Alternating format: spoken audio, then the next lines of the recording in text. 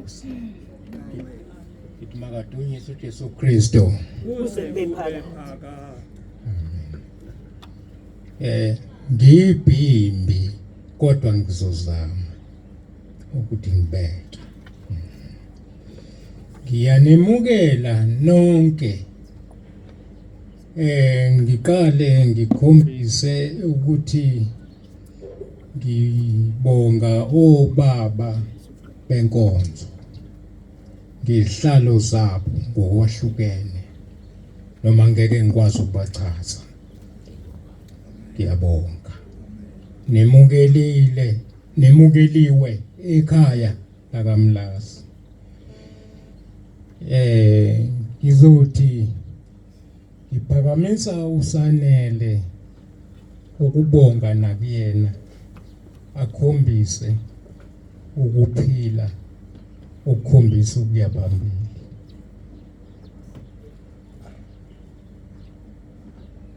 Bakwethu awekho amazwi amaningi ngizobeka nje kancane ngithi uSanele uyindodana yami eyokugcina emadodaneni. Sebesile bebabili nomfowabo abanye uNkulunkulu usabamukelile. Ngithi Sanele khula mfana ubheke ukuya phambili. Kukhona ubusuku, kukhona imini.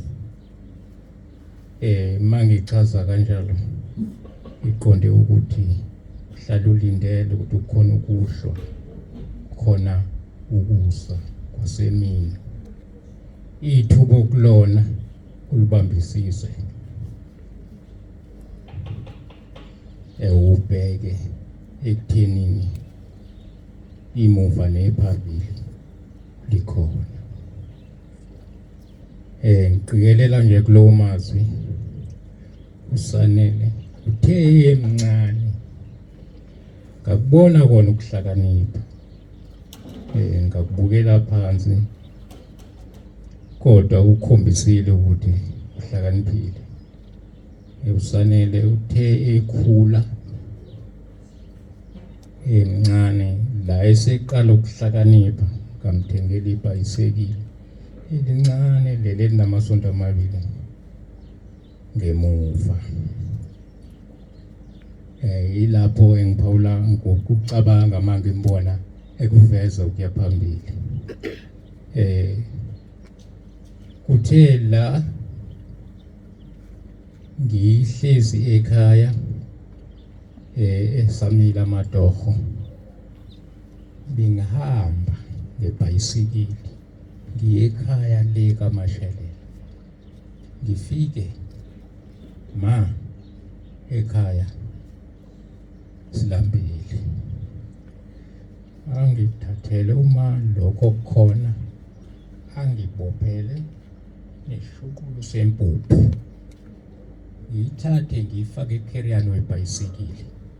Ngibuye ngize lapha ekhaya. Sifike sibamba umoya nabantu abami. La sengimthengele ibhayisikili nami sekukhona ukusebenza.